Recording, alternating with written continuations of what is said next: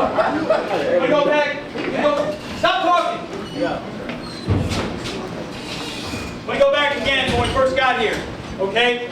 I remember when I first got here, year one, offensive coordinator, Coach Lacey. Okay, came in, 0-10 team, like we talked about 100 times before. Our goal that year was to go 500. That was my goal. That was Coach Lacey's goal. That was Coach Abraham's goal. To go 500. Coming off an 0-10, 5 more wins we had the year before. 500 would have been a good record. Anybody remember our record that year? 4-6. 4-6. 4-6. Missed our thing by 1 game. We missed our goal by 1 game. Now we had a lot of things go on that year, but there are no excuses. You either reach your goals or you don't. Did not reach our goal that year. After we finished 4-6, got ready just before spring practice, Coach Abraham decided he was leaving. Okay, that's a setback.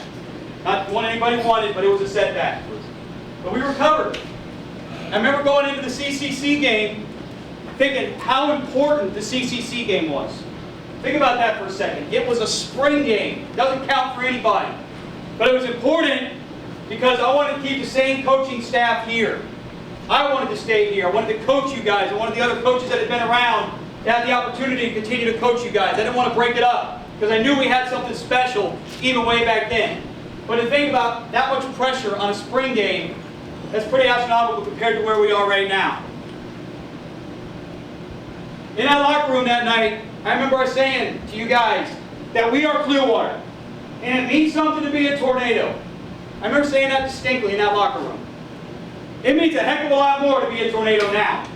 Okay, 2 district championships later, undefeated season later, opportunity for 2nd year in a row to play in the playoffs. It means a heck of a lot more. That's a testament to everybody in this room and how hard they have worked to get us to this point. My goal the 2nd year, my personal goal the 2nd year, was to make the playoffs, okay, and win a playoff game. Make the playoffs and win a playoff game. I knew we had a fairly young team. I knew we had a whole crew of juniors on that team, that the next year we were going to be able to get it done. But that year I wanted to win a playoff game. Last year, we didn't win the playoff game. So again, we didn't meet our goals.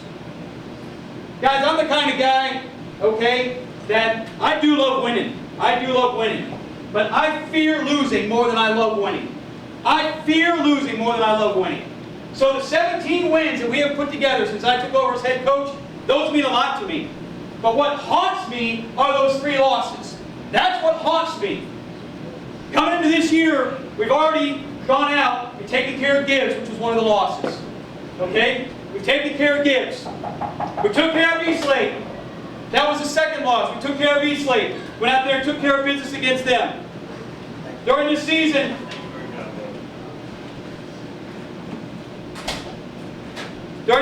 guys, during that season, we beat the crap out of Countryside and Largo, but we still lost those 3 games, and those are the games that really haunt me to that point. But I knew what we had to do. I sat down in the offseason and said, what do we have to do to get better? I felt like in the Port Charlotte game last year, we got bullied a little bit. We got pushed around. We had to get stronger. We had the skill, guys. We had the numbers. We had everything we needed, but we had to get stronger. So I remember coming up with this idea about these chips. These chips were only passed out, guys, for guys that came and worked out for an hour and a half to 2 hours. And we only gave out these chips during times when I felt like other teams weren't practicing. When I felt other teams weren't out there getting after it. Okay, this particular one belonged to Taryn Young. So Taryn Young put in 2 hours to earn this chip. 2 hours of work when other teams were sitting home on their ass, not doing anything. That's what it took to get one of these chips. We put the chips in the bucket. Everybody kept asking me, what do we get? What do we get for this chip? What you get for this chip is an opportunity to go out there tonight and rectify that last loss that we left behind. What you get for this chip? What you get for this chip is a chance to go out there and empty the bucket tonight. Empty the bucket. Don't leave a single drop in that bucket. Because that's your hard work right there. That's your hard work. I'm putting that hard work in all during the offseason for an opportunity like tonight to go out there and rectify that last loss. What you get tonight, more so than anything else, is an opportunity to play with your teammates for 1 more week. That's what you get tonight. Seniors, this will be your last time, more than likely, playing on that game field. Don't leave anything in the bucket. Go out there and do your job from start to finish. That's a technical error. Hey guys, like I said, every one of those trips is 2 hours. And everybody's put their time in for the opportunity to go out there and play your game tonight. Guys, we don't have to do anything special tonight.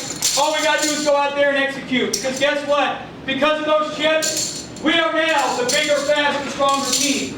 And I'm not the only one who noticed that. Okay? Here's a direct quote. You guys all know Preston Jackson. Okay? He runs Big County Press. Guy is not big on compliments. Not big on compliments, but I got a text from him earlier on this week that said, Clearwater dogged these plays. Made them look like a 2A team. They beat the dog shit out of them. They were bigger, they were faster, and they were stronger. That's because of the work that we put in. Go out there tonight, guys, and execute your job.